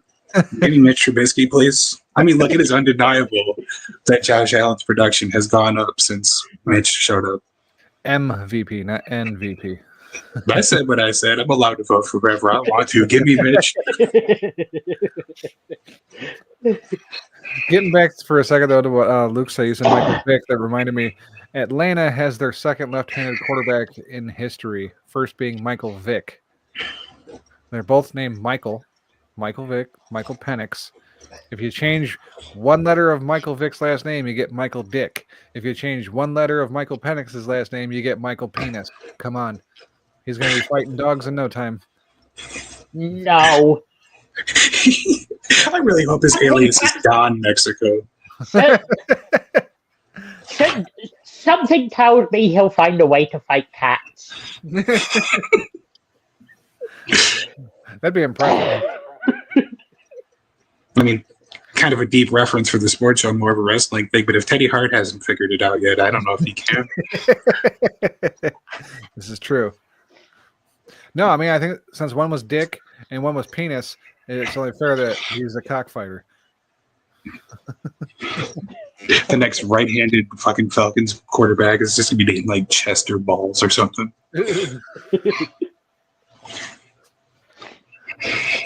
Dick scrotum. Tony Cunt spelled with a K, the quarterback.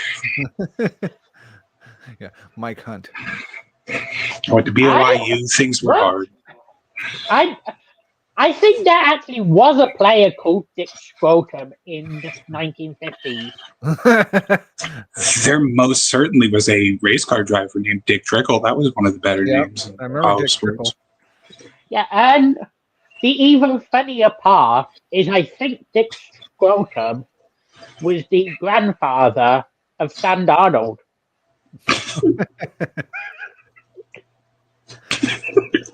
Even if that's not true, I want to hear somebody announce that during a live game. Let me look that up. Yeah, I'm trying to type it in right now.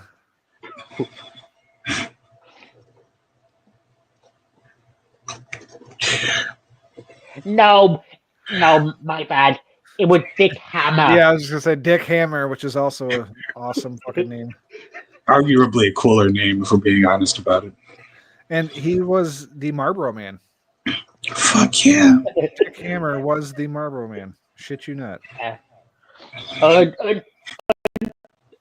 Although we all know someone who's better at hammering with their dick. What the hell? No. Bad boy. You live over there. Go back to the freaks. You call him boy. My name's Hand Banana. Why, you talking to me here? No, not anymore. We're done talking. Hang on. Let me bend over and pick this thing up. Hand Banana, no! Who you calling boy? My name is Hand Banana. Shit. Tonight. You. All right. Well, that wraps up the NFL segment. So, without further ado, let's get to the main event of tonight's show. Our first ever year-end awards show, the Tittys. And we got 13 different categories, 4 nominees for each pick. These are not ones that we voted on. Well, maybe we voted on them, but it wasn't just us. I put up Twitter polls. So we've got as many as 10 votes for some of these. That's what I get for not having a Twitter presence. We got a page, but I don't ever do anything on it. Who fucking uses Twitter anymore? Yeah, they use X. No, nobody uses that either, except for the fucking wrestling people. The IWC, that's it. The Internet Wrestling Community. They love X. Yeah. Fucking Blue Sky's where it's at now. I fucking hate social media. The only thing I've been thinking about getting maybe for our show is an Instagram, because those seem to be like popular still. But I've never had an Instagram account even for myself, so probably won't. I'd say just upload a few episodes on LimeWire and just everything will take care of itself from there. Yeah, there you go. Some of these categories are for actual sports, and some of these have to do with our show. It's a bit of a mix. So let's start off with some humor. The first category we have, the Female Athlete of the Year Award. First nominee is Katie Ledecky. For those of you who don't know, she was the female in the Olympics with the highest medal count this year. We have Aja Wilson, the WNBA Player of the Year. Coco Gauff, who's a tennis player. And Caitlin Clark, That fucking Algerian boxer should have been in this. The one J.K. Rowling was up in arms came in was a man. Yes. Didn't think about her, but she was a man, so she wasn't actually a man. Yeah, I thought about that for a second. I was like, I should just fucking find female trans athletes and put them on for this category, but I decided not to. Which, go ahead. I was just saying, my idea was just always selecting exclusively Asian athletes, but then like we ran out of people very quickly. Very, very quickly. Would have had to go like digging up fucking other ones. Why is there so many awards about ping pong? What the fuck is this about? It sounds like somebody's playing Mike Tyson's Punch Out in the background and getting stars. Maybe darts. Yeah, there you go. Nah, as a darts fan, there's no decent female darts players. No, I was just talking about like Asian players, male or female. There's no decent Asians either. I mean, unless you're using the Canadian slang for cigarettes as darts, then I'm sure you can find a lot of stars in the casinos. Because Asian people love to smoke in the casinos. How the fuck? I lost my train of thought. Pictures of Asians smoking in casinos. Damn it. Shout out to the new youngest ever darts world champion, though. Crowned this week. You got a name to go with it, or? Luke Littler. Luke, hell yeah, dude. Yeah. Smark wants to nominate all female golfers from Korea, ? Yes, True North. That would be the fucking Michelle Wee still in the game or no? He won the World Darts Championship at 17, despite the fact he looks 43. Fuck yeah. Shout out Brock Bowers. It's just Brock Bowers with accent. All right, and the winner for Female Athlete of the Year with 75% of the votes. No surprise here. Caitlin Clark. Congratulations, Caitlin. This is her first nomination and win for a titty. Maybe she could actually get a set. Tell me that guy does not look middle-aged. This is for Caitlin Clark. Yes, looks like Caitlin Clark. I'm so glad that was age and not Eastern, but yes. Yeah, he doesn't look definitely doesn't look that young. All right, the next category, Male Athlete of the Year. And the nominees are Lamar Jackson, because he was the NFL MVP. Nikola Jokic, because he was the NBA MVP. Leon Marchand, because he was the NHL MVP. Spoiler alert, he didn't get any votes because nobody cares about the NHL. And Shohei Ohtani. You'll never guess who I voted for. And the winner of Male Athlete of the Year, Shohei Ohtani, with 67% of the votes. A degenerate gambler and a nation. Yes. The poster boy for what we do here. For real. If we had money, we'd give him an endorsement. Yeah, the only thing we don't do is get the bag. All right, so Shohei Ohtani gets his first titty. Congratulations, Shohei. Damn it. I'm trying to scroll up and it went sideways on me. All right, next. Just very quickly, Smart, there is actually one darts player that looks a hell of a lot more like Smart. Ooh, okay, let's see.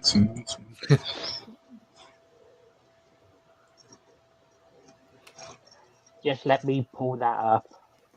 Sure.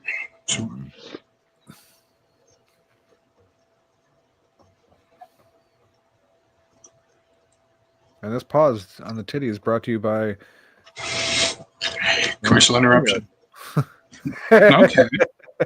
I can see it, yeah. I can see it. Sparking like another 10 years. Mm-hmm. All right. The next category for the titties is the I Want My Time Back Award. This award goes for things that you watched and would like that time back to do literally anything else. And the nominees are Jake Paul versus Mike Tyson, anything AEW, anything WWE, and any and every episode of Tits. And the winner, with 50% of the votes, anything AEW. Fuck you, Tony Khan. Wow. Paul versus Tyson got 38% of the votes. I honestly figured that would be the winner. I put the anything AEW on there for my own entertainment. And any episode of Tits got 13%. Anything WWE got 0. So everybody was entertained by WWE this year, I guess. Try to balance the bad with the good. You may not know it, but Limp Bizkit formed in Jacksonville. Oh, wait, that's probably not a positive thing? Yes. Tony Khan sucks. That's actually a solid idea. Like fucking their Saturday show was like main evented by two guys that are over 50. So why not bring back fucking Fred Durst? Well, they just canceled their Saturday. Oh wait, no, they can't cancel their Friday show, Rampage. Yeah. So where they would just they still have the airtime, and now they're going to rerun fucking Dynamite. I do feel like people shit on them a little bit too much sometimes, but like fucking today was the first episode of WWE on Netflix Raw, and then their response to that was, "Let's book Chris Jericho versus Edge in our main event." And it's like, what the fuck is wrong with you? Stop it. Oh, and his name's Cope now because that's fucking stupid. Because that's what their fucking fans have to do all the time is cope. Large amounts of copium. Cocaine used to be the good part of wrestling. Like, how did Tony Khan ruin that? Yeah, AEW is on Max. I have Max, and I did not see any kind of advertising or mention that AEW is coming to Max. But meanwhile, as soon as you hop on Netflix, every single time, the first thing that pops up for the past 2 weeks is WWE Raw is coming to Netflix. Wait, Chris Jericho and Adam Copeland are still a thing. Yeah, they are in AEW. That's it! Why don't you Canucks go back where you came from? Yes, back to Canada. Shout out to Chris Jericho for gaining every pound that I lost.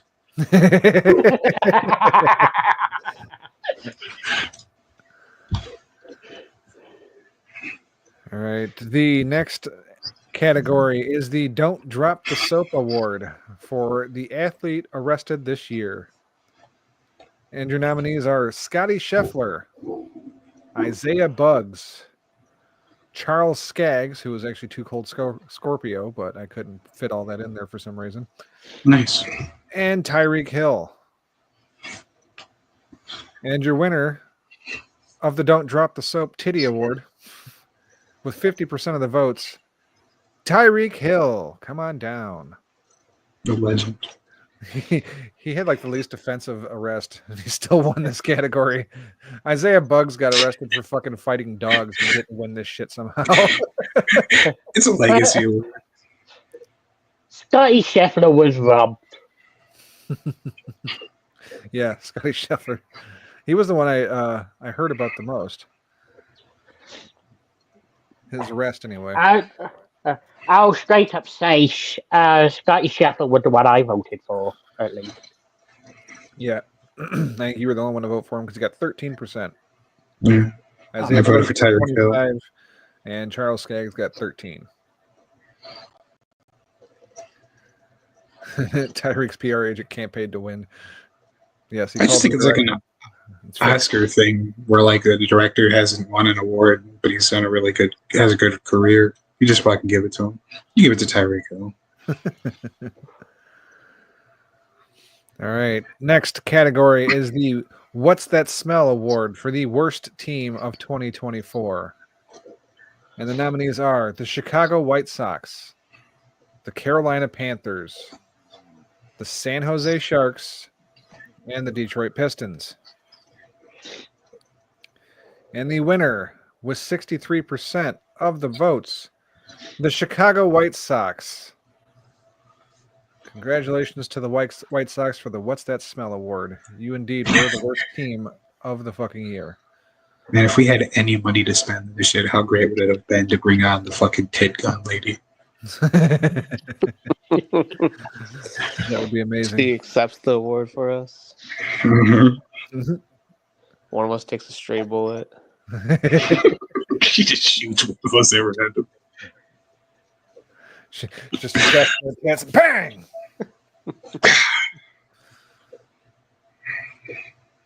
All right. The next category for the Titties, the New Kid on the Block Award for the top rookie of 2024. The nominees are Victor Wembanyama, the NBA Rookie of the Year, Connor Bedard, the NHL Rookie of the Year, CJ Stroud, the NFC Offensive Rookie of the Year, and Sauce Gardner, the NFL Defensive Rookie of the Year. The sad thing is, two of those guys should have been Detroiters if draft lotteries didn't screw us every year. Yeah. Yeah, we should have had Wembanyama and Bedard. But no. Anyway, the winner of the New Kid on the Block Award with 50% of the votes, Victor Wembanyama. Or Wembanyama, sorry. Wemby, as they call him. The 7'5" freak.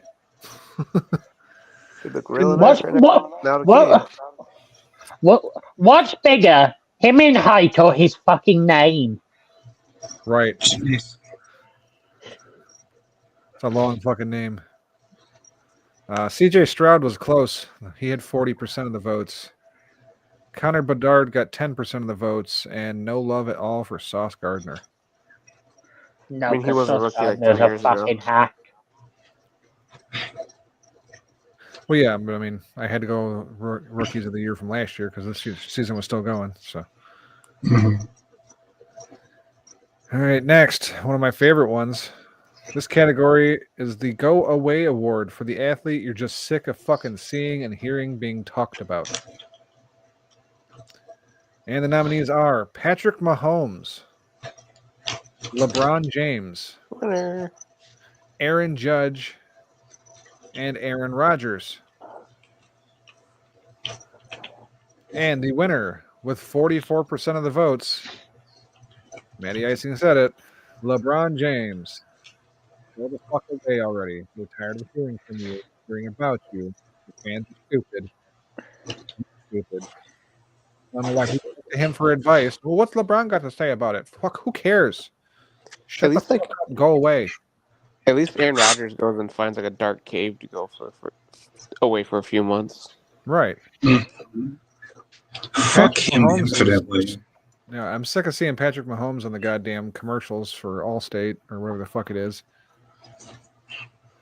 And mostly his fucking wife or whatever and his fucking brother are also goddamn annoying. So he's got that bringing him down too. Who's more annoying? Patrick Mahomes' bitch or his tight end's bitch? Kelly Stafford. Kelly Stafford for sure. Holy shit, it's like a Pokemon evolution. Like they just get progressively worse. But they all look vaguely similar. Yep. All right. The next award is the Bring Them Back Award for the franchise you'd like to see revived the most. The nominees are the Seattle Supersonics, the Montreal Expos, the Hartford Whalers, and the Quebec Nordiques. Now, in hindsight, I wish I would have thought of this sooner than just a couple days ago, and I would have dropped the Expos, or possibly even the Nordiques, and added in the Houston Oilers. But hindsight being 2020, I did not do that. As a result, the winner of Bring Them Back Award, it's actually a tie. We have two of them that picked up 44%. The first one is the Seattle Supersonics, and the other one is the Hartford Whalers. I can't believe the Hartford Whalers got that much love. Shout out Hartford Whalers and that fucking goal horn. Legendary. So yeah, I guess we get each one of them gets a tit. They don't get the titties; they get a tit. So good on them. True North says Smark's right. All rich white women do look alike. Yeah, they are awfully fucking similar.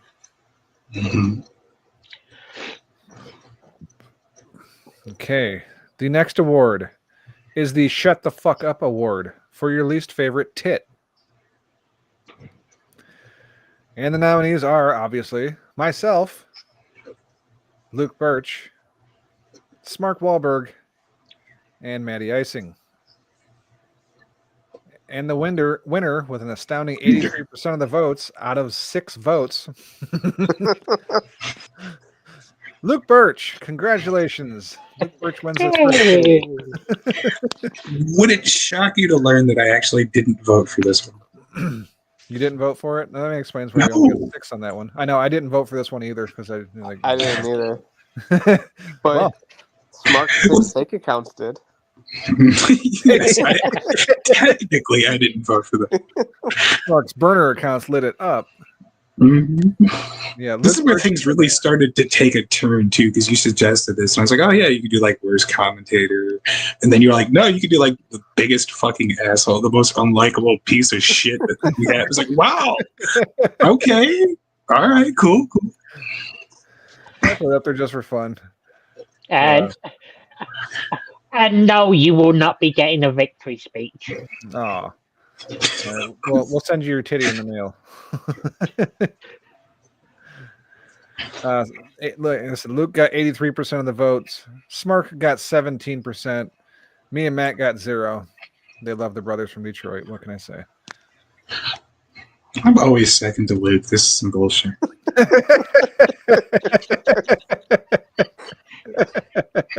Gotta work harder next year. All right, where is this one at? Why am I not seeing it? Maybe I gotta scroll up further. I know who the winner is. Oh, there it is.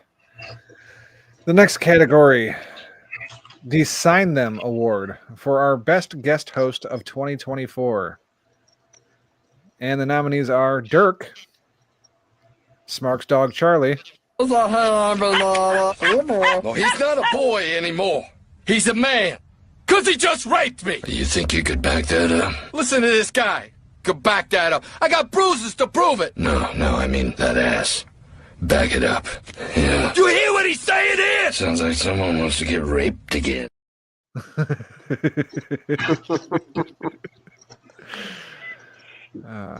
My daughter Cece. And the last nominee is Luke's Headache. And the winner of the Sign Them Award, Dirk McCullough. Congratulations, Dirk. You got 50% of the votes. Goddamn fucking Charlie was robbed. Yeah. If the Charlie episode would have happened sooner, I think Charlie might have won it. Home run away with it. Yeah, Charlie got 25% of the votes. CC got 25% of the votes. Luke's Headache gets no love. Good. Dirk, your titty will be in the mail. All right, next. The Unsung Hero Award. This one goes to the best member in the chat. And the nominees are Scott Greer, not queer, True North, Bob Dole, and Dirk. Dirk's up for 2 awards. Can he win both of them? No, he can't. Because the winner at 60%, True North. Congratulations, True North. You've gotten your first nominee and your first win for a titty. You are the unsung hero in the chat. Good on you. Spoiler, I voted for True North. Spoiler, so did I. Now, if Bob Dole would have been able to make it in here, maybe Bob Dole would have got it. Bob Dole's not in here as often as I would like, or Bob Dole would like, I'm sure. But yeah, True North's here every week. He's faithful. Love the dude. Indeed. He said this is the saddest moment of my life. I hear you. I hear you. All right. No, back to the first two categories I had voted on because I saved the best two for last. I mean, I guess the best two. The biggest two. Fuck. This one was my personal favorite, and this is the one Smark referenced earlier. The Worst Announcer of 2024 award. And the nominees are Chris Collinsworth, Tom Brady, Gus Johnson, and Tony Romo. And the winner, with 50% of the votes out of 8, Chris Collinsworth. Come on down. How does Straight to hell. Fuck you. You suck. I can't stand you. You ruin every game I've ever heard you fucking call. Mm-hmm. Get Well, one favorite deserve. player. Yeah, one favorite player between two teams, and he's got their dick in his mouth the entire fucking game, no matter what's going on. No, he could be calling a random game between Philadelphia and Atlanta, and he'd still have Patrick Mahomes' dick in his mouth. This is true. He'll at least get a reference in there, but usually like, he's going to pick one player from one team and just suck their dick the entire game. Pretty much. Can't stand him. Get him off of fucking Sunday Night Football. Jesus Christ. Get him off of the fucking broadcast team for anything. Yes. Yeah, I Get kinda him thought off the earth. muting the TV last night and just listening to the radio, but the radio's too far ahead. Yeah, I didn't. I watched the second half of the game. Oh, there he is. Rape time, bitch. See, all I know is ball and good and rape. Yeah, you know it well. All right, and the final category of the first annual Titties. The best team of 2024. Obviously, I had to go and pick the winners of the championships of every fucking sport. So your nominees are the Kansas City Chiefs, the Los Angeles Dodgers, the Florida Panthers, and the Boston Celtics. I was kind of surprised at this, but the winner, with 38% of the votes, the Los Angeles Dodgers. I honestly thought it would be like the Kansas City Chiefs, but the Kansas City Chiefs had the least amount with 13%. Florida Panthers and Boston Celtics both got 25%. So congratulations to the Los Angeles Dodgers, your first nominee and first win for the Titties. So we'll do this again at the end of next year. I'll see if I can't come up with some more categories next year. But, I thought 13 was good for the first year. Fuck it. Yeah. Maybe Charlie can make a fucking run next year and win that fucking guest host of the year spot. Just have to keep Dork off the air for all of 2025. I would really like to hope that he's still not humping in about a year from now, considering he'd be coming up on like 2 years. He's getting ready to now.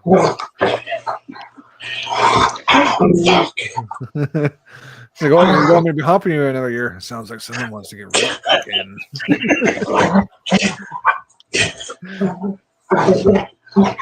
I was going to wrap up the show, but now I want to wait and see. Over under Smart gets raped again. I would go high on the over. There it is.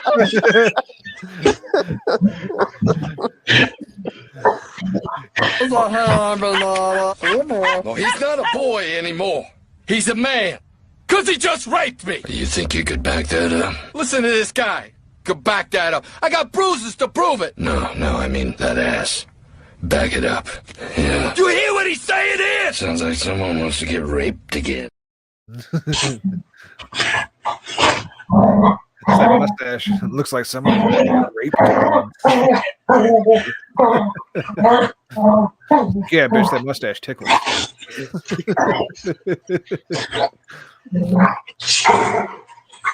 All right, well, on that note, now that we got what we wanted, I think it's time to get the fuck out of here for the night. Shout out to True North. Shout out Dirk. Shout out Bob Dole. Shout out Scott Greer, not queer. Shout out Bobby Anthem. Shout out to all the titty nominees and winners. And shout out Detroit Lions for making this year legendary. But we'll be back next week, 8:30, as usual, Monday night. Come back, listen. We'll have all of our results and more games to pick. Who the fuck's going to win the NFL? It's a big fucking guess. 3 of us at the top. Never happened. I like that he's muted, but you can still see him going, ow! You motherfucker! Get that out of there. It doesn't belong there. Anyway, yes. Thank you, everybody, for listening. Come back next week. Give us some love on fucking YouTube. Like, subscribe, all that shit. We've been getting 50, 60 fucking views, but we still only got 30 subscribers. So hit that subscribe button. Enjoy the fun and the vulgarity and the totally inappropriate team sports. Till next week, anyway. Tits. Chinaman.